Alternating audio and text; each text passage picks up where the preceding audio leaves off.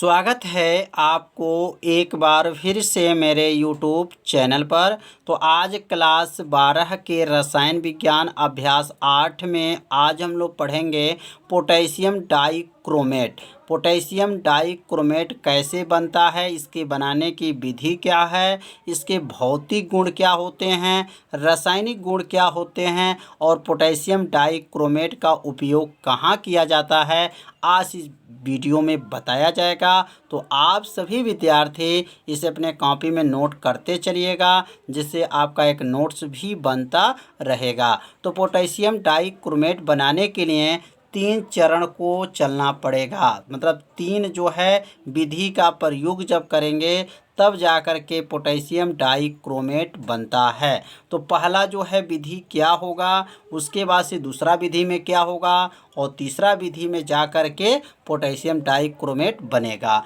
तो यहाँ पर जो है पहले हेडिंग को नोट कर लीजिएगा, पोटेशियम डाइक्रोमेट। पोटेशियम डाइक्रोमेट का सूत्र क्या होता है, तो K2Cr2O7 होता है। सूत्र याद रखिएगा, K2Cr2O7।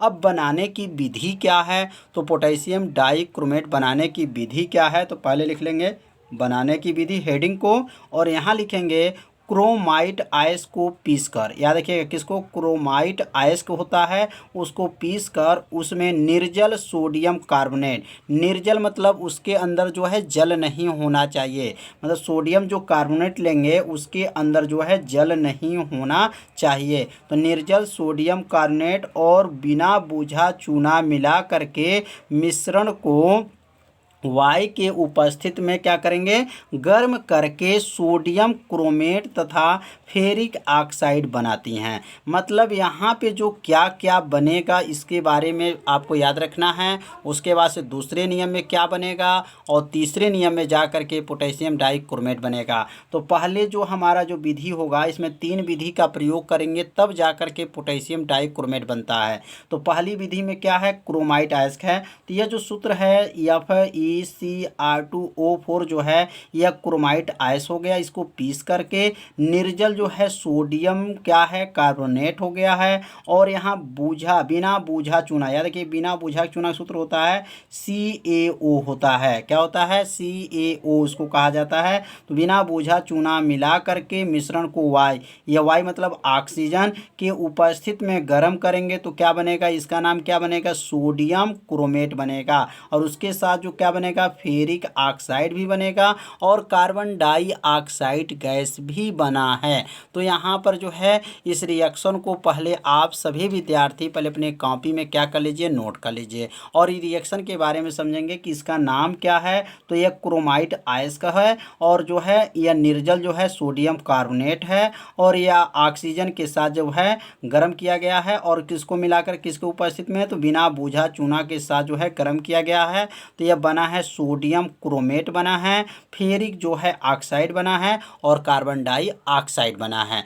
अब यह जो बना है सोडियम जो क्रोमेट बना है, अब यह सोडियम क्रोमेट जो है सल्फ्यूरिक अम्ल के साथ जब गर्म किया जाएगा तो क्या बनेगा, तो यहाँ पे लिख लेंगे अब नीचे, सोडियम क्रोमेट को जल द्वारा निष्कासित करके, मतलब जल का निष्कासित कर देंगे। मतलब सोडियम क्रोमेट में जो है अगर जल की कुछ मात्रा है तो उसको पहले बाहर कर लेंगे। बाहर करके विलयन में शांत सल्फ्यूरिक अम्ल, मतलब शांत सल्फ्यूरिक मतलब H2SO4 अम्ल को मिलाते हैं, जिससे सोडियम क्रोमेट सोडियम डाइक्रोमेट में क्या हो जाता है, बदल जाता है। तो पहले क्या था, सोडियम जो है क्रोमेट था, अब वह जो सल्फ्यूरिक अम्ल के साथ जब गर्म कर देते हैं मिला करके तो क्या बन जाएगा, सोडियम डाइक्रोमेट में बदल जाता है।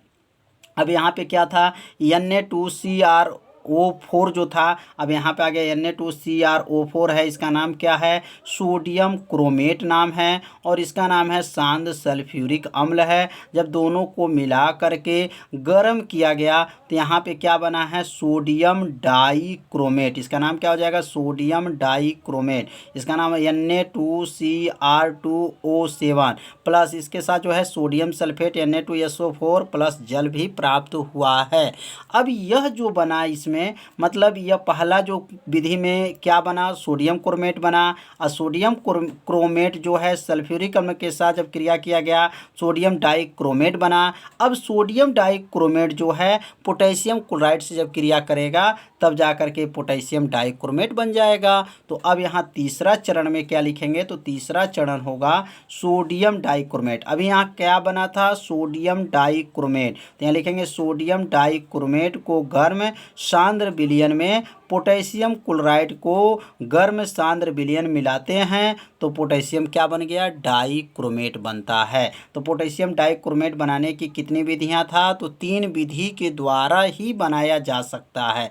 मतलब पहले विधि में क्या हुआ, दूसरे विधि में क्या हुआ और तीसरे विधि में क्या हुआ, इसे अपने कॉपी में ज़रूर लिखिएगा, इसे 2 बार पढ़िएगा, आपको याद हो जाएगा। तो यहाँ पे जो बना है इसका नाम क्या है, सोडियम जो है क्या है, डाइक्रोमेट है और पोटेशियम क्लोराइड के साथ जब मिलाया गया है तो ये क्या बन गया, पोटेशियम जो है डाइक्रोमेट बन गया और उसके साथ जो है सोडियम क्लोराइड भी बन गया। तो समझ में आ गया होगा कि यह कैसे बनाया गया। तो ये तीनों जो है रिएक्शन को आपको परीक्षा में लिखना पड़ेगा, तब जाकर के यह जो है पोटेशियम डाइक्रोमेट का विधि संपन्न होगा। तो अब हम लोग पढ़ेंगे पोटेशियम डाइक्रोमेट का जो है भौतिक गुण क्या है और इसके भौतिक गुण क्या हैं, उसके रासायनिक गुण क्या हैं और इसका उपयोग कहाँ किया जाता है, अब इसके बारे में। तो भौतिक गुण, अब यहाँ हेडिंग को नोट कर लीजिए।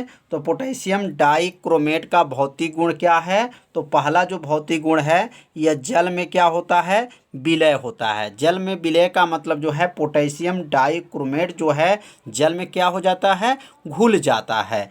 अब दूसरा क्या है, यह लाल जो है क्रिस्टली ठोस होता है। मतलब जो है पोटेशियम डाइक्रोमेट जो है किस रंग का होता है, तो लाल रंग का क्या होता है, क्रिस्टली ठोस होता है। तीसरा हो जाएगा कि यह जली विलयन नारंगी लाल होता है।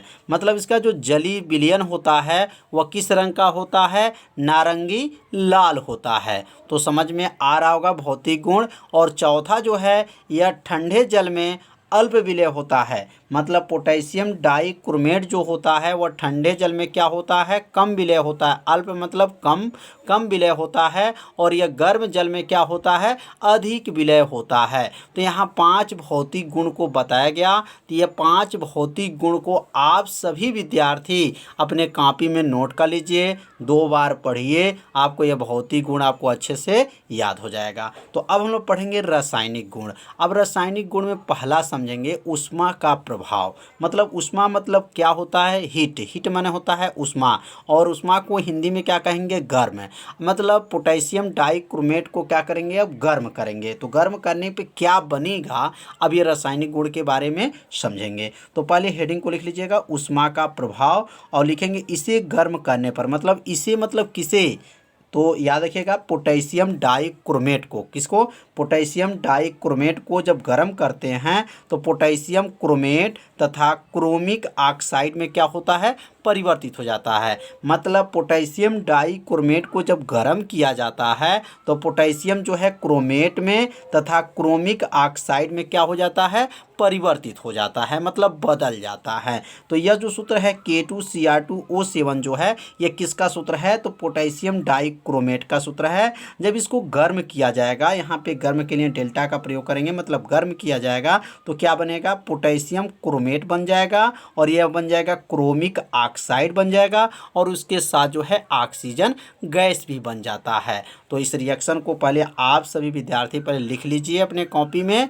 और दूसरा जो है HCl से क्रिया, मतलब HCl से क्रिया करेगा तो क्या बनेगा, तो यहाँ लिखेंगे कि यह HCl से क्रिया करके क्लोरीन गैस प्राप्त करती है। मतलब पोटेशियम डाइक्रोमेट जो है HCl से जब क्रिया कर लेती हैं तो क्या बनाती हैं, क्लोरीन गैस बनाती हैं। उसके साथ और भी कुछ बनता है, यहाँ पर अभी रिएक्शन के बाद जो है बताया जाएगा। तो यहाँ पहले देखिएगा पोटेशियम डाइक्रोमेट है, ये किसका सूत्र है, पोटेशियम डाइक्रोमेट है, और HCl से जब क्रिया किया है तो पोटेशियम क्लोराइड भी बना है। क्या बना है, पोटेशियम क्लोराइड, क्रोमियम ट्राइक्लोराइड बना है, जल बना है, और कौन सा गैस बना है, क्लोरीन गैस बना है। तो समझ में आ गया होगा कि जो पोटेशियम डाइक्रोमेट जो होते हैं वह HCl से जब क्रिया करते हैं तो क्या बनता है, पोटेशियम क्लोराइड बनता है, क्रोमियम ट्राई क्लोराइड बनता है, जल बनता है और क्लोरीन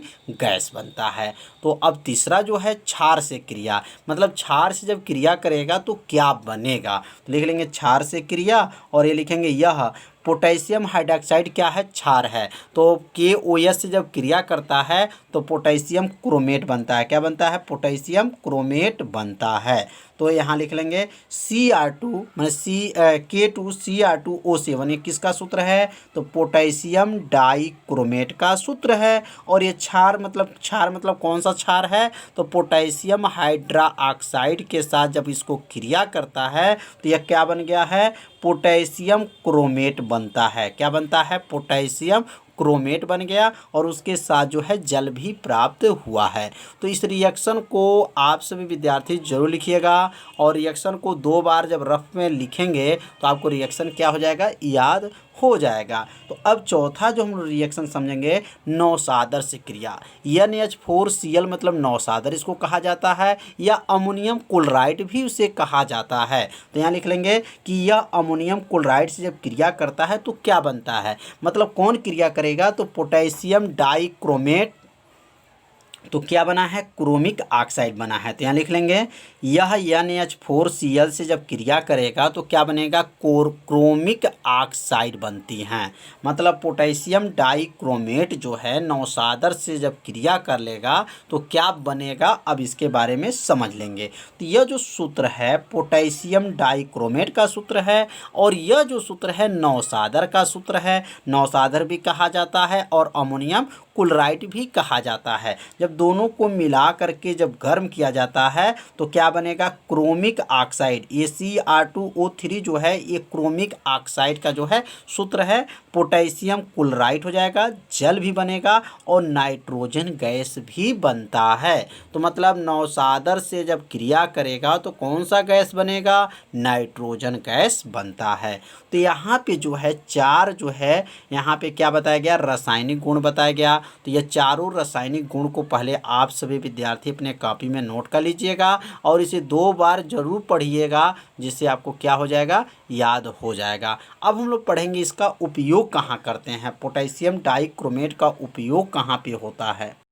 तो अब यहाँ पे हेडिंग को नोट कीजिए, उपयोग में इसका उपयोग कहाँ कहाँ करते हैं। तो फोटोग्राफी जो मशीन होता है, फोटोग्राफी प्लेट वाला जो मशीन होता है उसमें इसका प्रयोग किया जाता है। तो लिख लेंगे फोटोग्राफी में क्या होता है, फोटोग्राफी में इसका प्रयोग किया जाता है। तो याद रखिए पोटेशियम डाइक्रोमेट का प्रयोग फोटोग्राफी में किया जाता है। दूसरा होगा आयतनीय विश्लेषण के रूप में इसका प्रयोग किया जाता है। मतलब पोटेशियम डाइक्रोमेट का प्रयोग किस में करते हैं, आयतनीय विश्लेषण के रूप में इसका प्रयोग किया जाता है। तीसरा है अभिकर्मक के रूप में इसका प्रयोग किया जाता है। और चौथा जो है अम्लीय माध्यम में प्रबल ऑक्सीकारक के रूप में इसका प्रयोग किया जाता है।